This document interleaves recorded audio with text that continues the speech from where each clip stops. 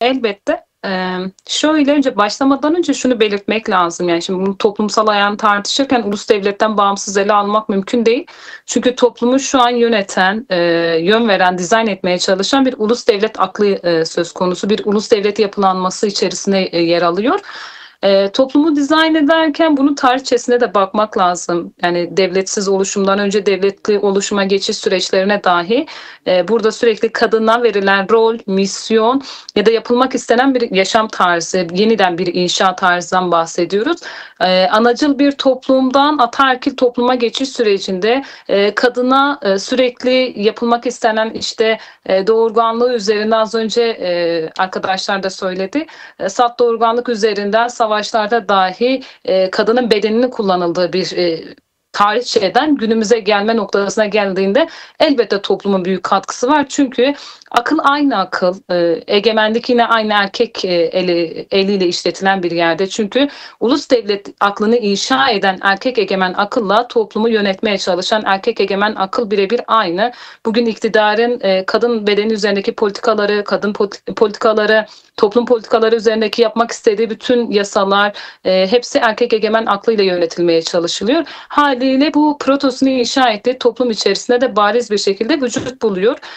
Çünkü şöyle bir iktidar anlayışın dayattığı zihniyet ile evdeki erkeğin dayattığı zihniyet birbiriyle çok örtüşen, birbiriyle çok bağ kuran bir yerdedir. Çünkü iktidarı, egemenliği, tahakkümü erkek egemen zihniyetin yaşattığını somut bir şekilde görebiliyoruz. Çünkü bugün kadın cinayetlerin en yakın civarlarında yaşanılması, aşk adı altında işletilmesi, tırnak içinde belirtiyorum elbette bize ait değildi. Kıskançlık seviyorum tabirleri üzerinden gidip de hani tekrar tırnak içinde belirtmeye ihtiyaç vardır. Ya benimsin ya toprağın anlayışıyla bir kadın üzerinde yapılmak istenen politikalar ile bugün yasallaştırmaya çalıştırdıkları işte doğum oranından nasıl doğum olması gerekiyor, ne derecede nerede yer alması gerekiyor, hangi meslekte çalışması gerekiyor diyen zihniyet aynıdır. Birbiriyle örtüşen zihniyettir. Bu anlamıyla bunu topluma dizayn etmeye çalışan bir ulus devlet erkek egemen zihniyetin bariz bir şekilde kendini vücutlaştırdığını görebiliyoruz. Toplum içerisinde tartışmalarımız yürütülüyor. Biliyorsunuz önümüzde 25 Kasım ki bu tartışmaları her bir zeminde yapmaya çalışıyoruz. Gittiğimiz her alanda açığa çıkan şu, protosunda yer alan yani belli bir alanlara paydaş edilmiş zeminlerde mevcut yaşayan bütün kadınların, genç kadınların, annelerin yaşadığı sorunlar hemen hemen aynı. Sadece bir isim değişikliği oluyor. A şahsından B şahsına ama zihniyet olarak aynı bir zihniyet. Kadını eve hapsetmeye çalışan, dilsizleştiren, kör etmeye çalışan, kulaklarını kapatan bir anlayış mevcut. Çünkü makul istenilen, tırnak içinde belirtiyorum, makul bir şekilde istenilen bir boyutta olmazsa sen buna müstahaksın tarzı bir yaklaşım tarzı olduğunu net görebiliyoruz. Bizler uzun süredir bu mücadelenin içerisinde yer alan kadınlar olarak bunu birebir kolluk eliyle de gördük. Anil arkadaş burada araya girmek de istiyorum. Şunu da sormak istiyorum aslında. Siz alan çalışmaları da yürütüyorsunuz aynı zamanda. Paneller, Evet. kadınlarla da bir araya geliyorsunuz. Kürdistan'da son yıllarda kadına yönelik şiddette bir artış var. Gözlemleniyor yani bu basından takip ettiğimiz kadar. Yani bu şiddetin çocuklara kadar arttığını ve çocukların da bu şiddetten etkilendiğini görüyoruz. Biraz bunun nedenlerini de sormak istiyorum. Şimdi bundan 10 yıl önce, 15 yıl önce Kürdistan kentleri, Bakü'de Kürdistan açısından ifade ediyorum. Kentleri kadına yönelik şiddetin en az olduğu kentler olarak öne çıkıyordu Türkiye'de. Ancak bugün geldiğimiz noktada tabii ki birçok Kürdistan kentlerinde durum tablo ve aynı değil. Ancak bunun arttığını görüyoruz. Şimdi bir taraftan devlet politikaları var ancak diğer taraftan da toplumsal olarak sormak istiyorum. Toplumda ne değişti bu son 10 yılda? Neden kadına yönelik şiddet bu denli arttı veya toplumsal refleks zayıfladı kadına yönelik şiddette veya kadına yönelik özellikle kolluk güçlerinin cinsel saldırıları olduğunda neden refleksler biraz geriledi ya da böyle değil mi? En azından bir gazeteci olarak ben böyle gözlemliyorum. Buyurun. Elbette maalesef üzücü bir durum. Gerçek anlamıyla hepimizi derinden üzen ve kaygılandıran bir durumda aynı zamanda. Şöyle son 10 yılı iki etken üzerinden değerlendirmek belki daha doğru olacak. Bir, devlet şiddeti var ortada somut bir şekilde duran. Kendi politikalarıyla bu halkı hem sindirmeye hem susturmaya hem de tabiri caizse dizayn etmeye çalışan, korkutan bir yerde bir politika üretirken aynı zamanda bu Kürdistan'da yani Baküre Kürdistan bölgesinde de özellikle yoksullaştıran, sindirmeye çalışan ve bunu artık terbiye eden bir anlayışın da olduğunu görebilen bir yerdeyiz çalışmalarımız neticesinde. Şimdi şöyle bir gerçeklik var. Kabul etmekte de fayda var bence. Artık insanların liberal yaşam tarzlarına mahkum edildiğini somut bir şekilde görebiliyoruz. Çünkü defalarca toplum içerisinde sokak ortasında katledilen kadınlara ilişkin destek verdikleri an itibariyle ceza alan bir şeyler ortaya. Yani insanlar yardım ettiği için cezalandırıldı. İnsanlar haykırdığı için cezalandırıldı. Bugün yani bizler hepimiz kadın cinayetleri durduracağız, kadın cinayetlerine engel olacağız ya da bu katliamlara müsaade etmeyeceğiz dediğimiz için yargılanan bir boyuttayız. Bu bir. Bir diğeri ise toplumsal refleksin gelişmesi. Bunun özel savaştan ayırt edemiyoruz. Haliyle bugün evlerin içlerine kadar sirayet eden her türlü programların içerikleri, aile içi şiddeti teşvik eden yöntemler ve insanların sen bunu yaparsan ben seni cezalandırırım gibi bir politikayla sindirmeye çalışan, korkutan, geri adım atmaya çalışan bir zihniyetle açık açık ortada yani ve bununla karşılaşan bir yerdeyiz. Ve aynı zamanda neredeyse hani aman bana dokunmayın ben böyle yaşarım, kendi evim içindir, aile içidir deyip de aile içine müdahale edemezsiniz. Burası benim özel alanım ve kadın zihniyeti bedeni üzerine özel bir mülk alanı olarak tahayyül eden bir anlayış da var. Bununla beraber bunu müdahale edildiği an itibariyle reflekslerin zayıflaması da aslında erkek egemen aklın kadınların birlikte örgütlenmesine engel olmayı amaçlayan bir hedefleridir. Çünkü şunun da farkındalar. Ciddi bir refleks geliştiğinde bugün örneğin çocuk katliamları, çocuk tacizi, istismarına baktığımızda Narin Güren kıyametin kopması gerektiği bir olaydır ki bu devlet politikalarıyla değil toplumsal yasalarla çözümlenmesi gereken olaylardır. Bunu her zeminde söylüyoruz. Ya da Rojin Kabayiş olayı sistemler ellerinden geldiği süre boyunca evet, delileri karartmaya, yok etmeye çalışıp intihar süsü vermeye çalıştıkça toplumsal refleksle bugün eğer soruşturmalar tekrar açılıp tekrar inceleniyorsa burada toplumun payı vardır. Kişilerin görev alması gerektiği, bu göreve birlikte el atmaları gerektiğini tekrar ifade eden bir yerdeyiz. Ama sonuç itibariyle bir araya gelinen zeminlerde zayıflamanın bir özel savaştan bağımsız bir de devlet politikalarından bağımsız olmadığını kesin vurgulamakta ihtiyaç vardı ve aynı zamanda Kürdistan'da ciddi yoksullaştırma ve psikolojik baskıların sürdürdüğü bir zeminde bugün yani sadece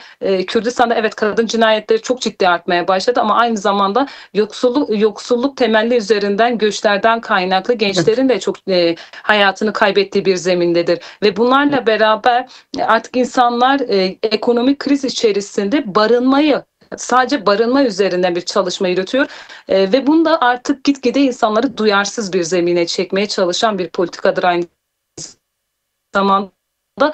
Tüm bunlar birer Kürdistan'da kurumsallaştırılmaya çalışılan bir politikadır. Bunu somut bir şekilde ifade ediyoruz ancak yani bununla bir çözüm olamayacağını da ifade etmekte fayda var. En nihayetinde bugün yaptığımız mahalle çalışmaları, olduğumuz zeminlerdeki bütün çalışmalarda şunu somut görüyoruz.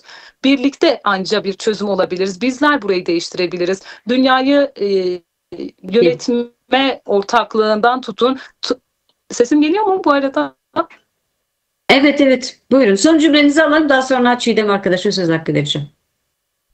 Yani son olarak şunu söylemek istiyorum. Şimdi ana soylu bir toplumdan geçiş dönemine bakmadan önce ana soylu bir yönetim tarzında herkesin eşit toplumun bir arada ortak söz kurduğu bir zemindeyken bugün ataerkil zihniyetin, egemen aklın kadını zihniyet olarak, düşünsel olarak ve bedensel olarak tamamen yok saymaya çalıştığı, yazısız bir tarihe itmeye çalıştığını somut görüyoruz. Ancak Bizler bütünen bunları görebilen bir yerde ve çalışmasını her zeminde yürütebileceğimizin inancını kendimize taşıyoruz. Buna öncülük ettiğimiz süre boyunca da hem erkek egemen aklın hem de ulus devlet zihniyetiyle inşa edilmiş politikaların bertaraf edileceğini ve bu çözümün de Bakü'ye Kürdistan'dan başta tutmak üzere Türkiye ve 4 parça Kürdistan ve aynı zamanda dünya genelinde ortak dert edindiğimiz kadına yönelik şiddet, çocuk istismarı gibi sorunların ortadan kaldıracağını inancını taşıyoruz. Mikrofonu kapatmıştı. Mikrofonu aç.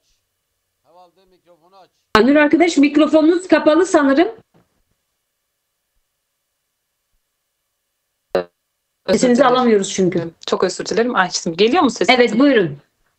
Evet geliyor, buyurun. Şu an geliyor ama.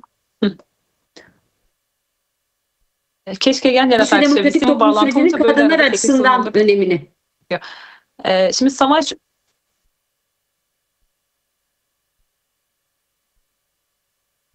tamam.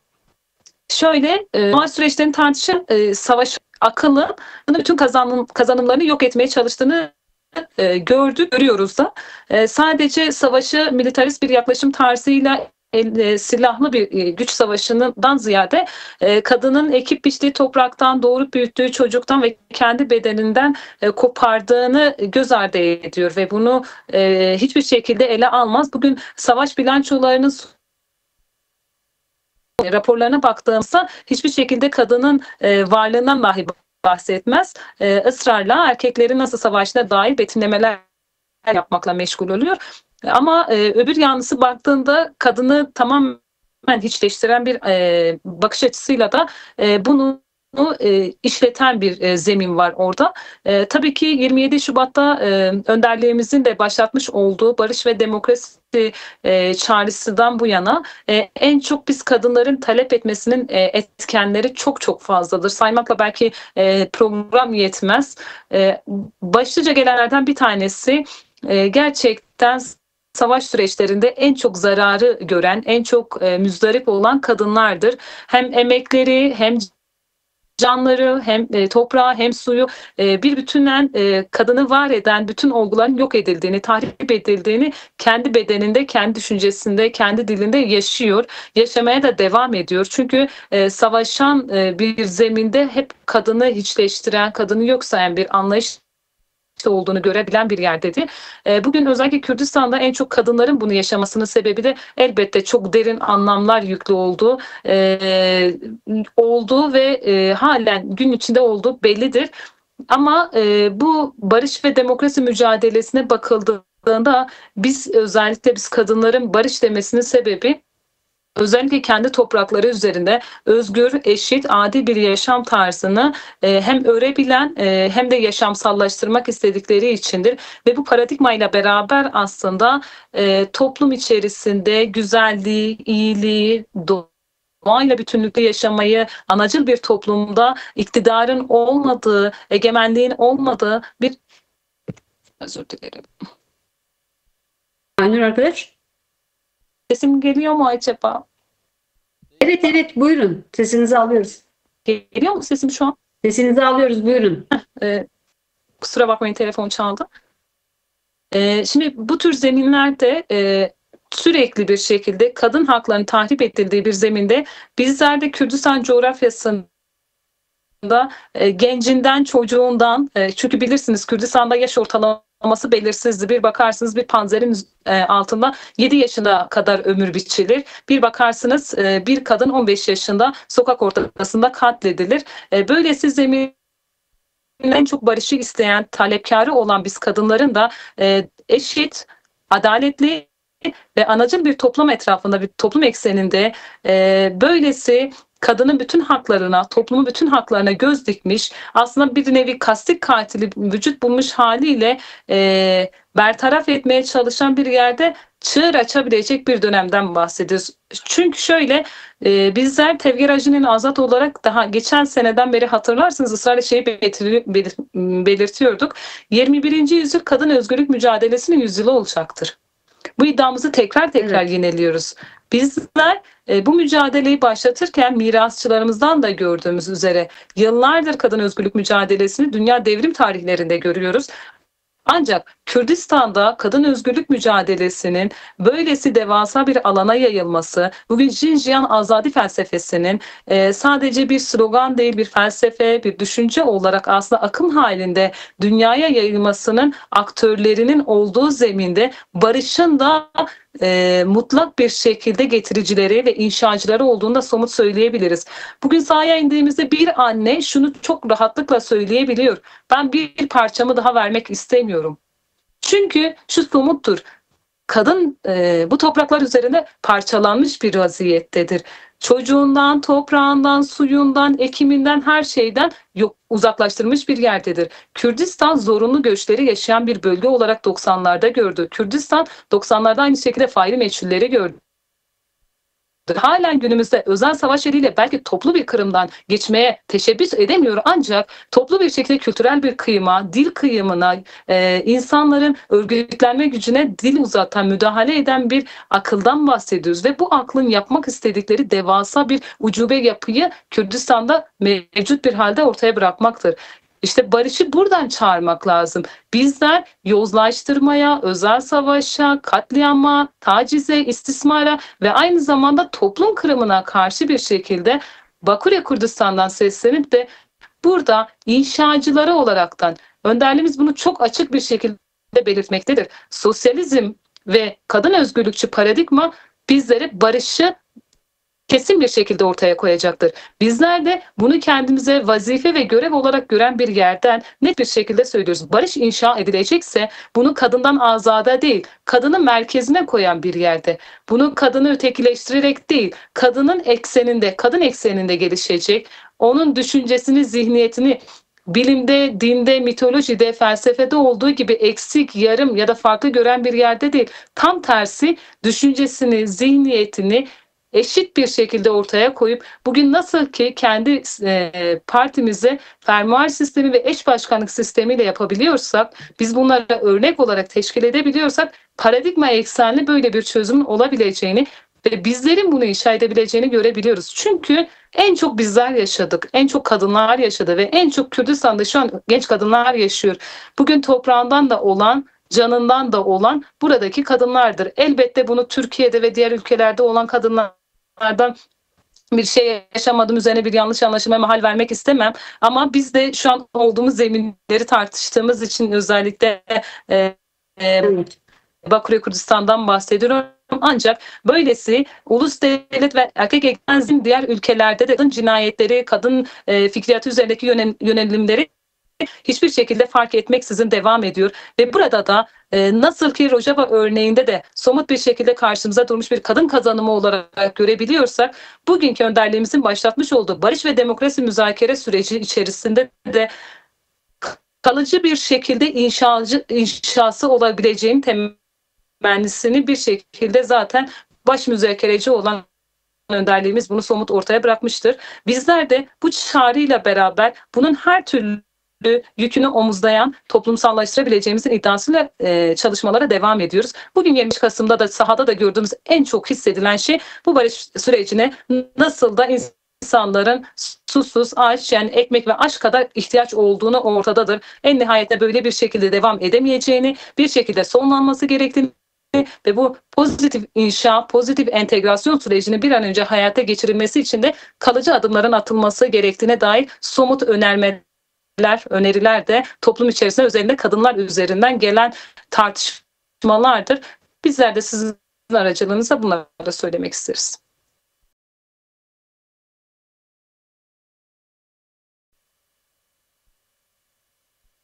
Belki de ilk önerimiz buradan bütün erkek arkadaşları olmalı. Yani artık o maskelenmiş bir zihniyeti aşabilmek adına adım atmaları gerektiği kanaatindeyiz. Bugün günümüzün faciası erkeklik üzerine, erkeklik zihniyeti üzerine tartışmalar yürütüyoruz. Bütün kadınların müzdarip olduğu budur, erkeklik zihniyeti. Buna dönük de gerçekten hem eğitimler, hem paneller, hem saha çalışmaları, hem de birlikte çalışma mekanizması içerisinde önce kendi yoldaşlarımız, birebir muhatap olduğumuz arkadaşlarımızla bu tartışmaları çok ciddi yürütüyoruz. Çünkü dönem şunu gerektiriyor. Dönem sadece hani şey derler ya, değişmeyen tek şey değişimdir. Son belki sizler de görmüşsünüz. Değişmeyen tek şey değişim ve dönüşümdür. Bizler de bunu esas kılan bir yerdeyiz. Değişim ve dönüşümün mutlak bu dönem içerisinde temel bir ihtiyaç olduğunu belirten ve aynı zamanda bu dayatılan bütün, yani özce bir tarihçesini tartıştık elbette, ama bu tarihçelerin iz düşümü olarak bize bugün somut yaşadığımız erkeklik zihniyetiyle kavgamız, çatışmamız, bugünkü savaşı tetikleyen, her zeminde kendini iktidar olarak ön plana sürmeye çalışan anlayışa karşı bir değişim dönüşüm mekanizmasının hızlıca işletilmesi lazım. En nihayetinde bugün ev içinden, sokakta, oturduğumuz yerde, kamusal alanda, siyasal zeminde, yani her türlü zeminde aslında bir iktidar aklının kendini gösterdiği bir vücut da buluyor kendine maalesef. Ve bu vücut bulmuş karakterlerde, cinslerde açıkçası bunun artık değişim dönüşüm ihtiyacının olduğunu söylemek gerekiyor. Bugün 25 Kasım'a giderken bizler atölyeleri de yapıyoruz. Değişim dönüşüm üzerine, erkekliği tartışıyoruz, üzerine atölyeler de gerçekleştiriyoruz. Gerçekten şunu da arkadaşlarımız somut ortaya bırakıyor. Yani doğdukları günden bu yana çalıştıkları alanlarda, yapmış oldukları çalışmalarda, bulundukları mekanizmalarda iliklerine kadar işletilmiş. İşte örneğin çok klasik olacak ama sen erkeksin, bunu yapamazsın, sen erkeksin, şunu edemezsin gibi tabirlerle, ya da sen erkeksin, yapmalısın zihniyetiyle aslında nasıl ki bugün hani kolluğa talimat verilir ya, işte sarman gerekiyor, toplaman gerekiyor, gözaltına alman gerekiyor gibi bir talimatla aslında kodlanan toplumsal cinsiyet eşitsizliği üzerindeki kodlamalarda somut bir şekilde kendileri de gördüklerini ifade ediyorlar. Ve çok rahat şunu diyebiliyorlar: evet, iliklerimize kadar işletildi ama değişimi ciddi anlamda zor bir anlayıştır. Ve bizler de başladığımız an itibaren şunu demedik, yani evet çok rahat bir yaşam tarzıdır. Hem savaşların çok ciddi yaşandı, hem de eril aklın bu kadar şiddetle dayatıldığı bir zemindeyken biz iki defa çatışma ortamına giriyoruz. Bir erkekle, bir devletle, yani ikisinin bir de harmanlanmış haliyle de çatışıyoruz. Ve bu çatışmanın içerisinde de açıkçası artık şu süreçte beklediğimiz şudur, ya somut bir şekilde söylemek lazım: arkadaşların değişim dönüşme kendini açması lazım. Bu sadece kendi birebir muhatap olduğumuz arkadaşlar değil, toplum genelinde böyle olması gerekiyor. Yani böylesi bu kadar zaman içerisinde bu kadar değişimlerin olduğu, bu kadar manifestoların yazıldığı, böylesi paradigmaların ortaya bırakıldığı bir zeminde artık hani iktidarlaşmanın, egemen akılla birlikte hareket etmenin sadece bir kayıp olduğunu somut ortaya koyuyor bu politikalar. Ve bu somutlaşmayla beraber açıkçası artık iki cinsin eşit bir zeminde yaşam hakkının çok normal olduğunu, aslında alt üst ilişkilerin tamamen o hiyerarşik, katı hiyerarşi içerisinde sıkıştırılmış iki cinsin tamamen buna refleks gösterdiğini görebiliyoruz. Ve bu refleksin en güçlü hali biz kadınlardan gelişiyor. Çünkü yani müzdarip olan bizleriz açıkçası, diğer cins değil, yani müzdarip olan biz kadınlar olduğu için bunun özgün örgütlenme modellerinde de, işte feminist hareketlerde de, kadın derneklerinde de birebir örgütlenme ve buna temel bir ihtiyaç olarak bakmak da bizim vazifemiz. Aynı zamanda değişim dönüşüm odaklı da ortak hareket etmenin de faydası var. Sahada da şu var: gerçekten artık yeni bir sürece gidildiği ve bu süreç içerisinde de başta Önder Apo'nun da şunu belirtmeleriyle beraber, işte kadının özgürleşmediği bir toplumun özgürleşmesi söz konusu dahi olamaz betimlemesiyle açıkçası insanlar artık bunun farkında. Kürt Özgürlük Hareketi'nin 52 yıldır verdiği bir mücadele neticesinde tarihte hapsedilmiş kadın bireylerin, kadınların açıkçası bugün 30 arkadaş şahsında 15-15 gördüğümüz bir çalışma, eşit bir şekilde her işi birlikte yapabileceğimizin, kolektif, komünel bir yaşam tarzının mümkün olabileceğini tekrar bu dünyaya göstermenin aslında ne kadar haklı olduğumuzu, ne kadar da yapıcı olduğumuzu ve bu anlamda ne kadar istikrarlı olduğumuzu bir kez daha somut ortaya koydu. Bizler de tartışmaları yaparken tam da bu zeminden yaklaşıyoruz. Kadınların var olmadığı bir yaşam zaten söz konusu değil. Kadınların ısrarla köleleştirmeye, mahkum etmeye çalışan anlayışa karşı da ahlaki bir yaşamın, anlamlı bir yaşamın da söz konusu olmayacağını tekrar belirtiyoruz. Çünkü anlamsız bir yaşama itmeye çalışan iktidar aklı ve politikaları söz konusu. Bizler de yani kadınlar olarak yaşamı var edip yönetebilen bir yerdeyken bu kadar susturmaya çalışan bir akla şu cevap artık açığa çıkıyor ve bunu da söyleyen toplum içerisindeki yani erkek arkadaşlar, erkekler artık bunu görebiliyor. Evet, artık bir şeylerin değişmeye ihtiyacı var. Yavaş yavaş bu değişim dönüşümün hissedilen bir yerdedir. Yeterli mi? Elbette değil. Bu kadar cinayetlerin artışı, bu kadar taciz ve istismarların artışı hem çalışmalarımız için bizler de o öz eleştiriyi sizler aracılığıyla veriyoruz. Yetersiz kaldığımızın, güçlü bir refleks geliştirilememesinin, toplumsallaşmanın aslında bir toplumsallaşamamanın aslında bir öz eleştirisini vermek gerekiyor. En nihayetinde bunları sadece söylemle değil, teori ve pratiğin bütünleşmesi gerekiyor. Yani o eylemsellik haline açığa çıkması gerekiyor. Bu sadece birkaç kişi şahsında gelişebilecek, yaşamsallaştıracak bir zemin değildir. Bugün tartıştığımız en çok komünleşme, yani komünel yoldaşlığı tartışabiliyorsak ve bunu yaşamsallaştırmanın tek zemini toplumsallaşmadır diyebiliyorsak, bunun çok daha fazla çalışmasını yürütmek lazım. Ama şu da bir nettir, sadece belli başlı insanlar üzerinden değil, toplumun bir bütünen ortak refleks geliştirip adım atması gerekiyor. Bu adımlarla beraber hem erkek egemen aklın yürütmüş olduğu kadın üzerindeki politikalar hem de devletin toplum üzerindeki yürütmüş olduğu politikaların hızlıca hem geri püskürtme hem de barışçıl bir ortamın inşa etmesine çok rahatlıkla bir zemin oluşturabileceğine inancındayız. Özelinde biz kadınlar ve tecrübeli kadınlar olarak bugün mesela sizler aracılığıyla da çoğu kez tartışmışız da bunları. Her bir günümüz bir zeminde yani bir mahallede, köyde, çalışmada gerçekleşiyor. Ve bu TCA'nın yapmış olduğu çalışma aslında devletin ve erkeğin dayatmış olduğu bütün baskılamaya rağmen sahada olmanın verdiği bir artı da şudur: örgütlemesini çok rahatlıkla gerçekleştirebiliyor. Ve o örgütleme içerisinde inanın kadınların talepleri, çalışmaları, yapmak istedikleri, örneğin bugün ekonomik krizden bahsettiğimizde kadınların sorun değil, biz kendi toprağımızda bir ekim yaparak çok rahat geçinebiliriz politikası yürütmeleri. Ama işin diğer ucu hem erkeğin hem de sistemin baskılama ve hani tutuklama gerekçesi ya da şiddet gerekçesi olarak göstermeleri bir kaygıdır. Ama buna da çok rahat şu cevabı verebiliyorlar: biz birlikte yaparsak sorun olmaz. Biz birlikte hareket edersek kimse bir şey yapamaz aklı çok rahatlıkla işletilen bir yerdir ki biliyorsunuz Kürdistan'ın yani Mezopotamya'nın toprağı hem çok verimli hem de zenginliklerle dolu bir yerde ve aynı zamanda kadınların el emeğiyle yapmak istedikleri kooperatiflerin çalışmasıyla beraber ciddi anlamda bu istihdam alanlarını belki bu ekonomik olarak bir refaha açabileceğine göstergesidir. Ancak bunlarla da sadece hani söylem üzerinden değil, pratik olarak hem komünleşme hem de bunu hayata geçirmek anlamıyla hızlıca projelendirilmesi ve toplumsal bir refleksle beraber bir bütünen hareket etmesiyle olacağının inancındayım. Bunları belirtebilirim ben de.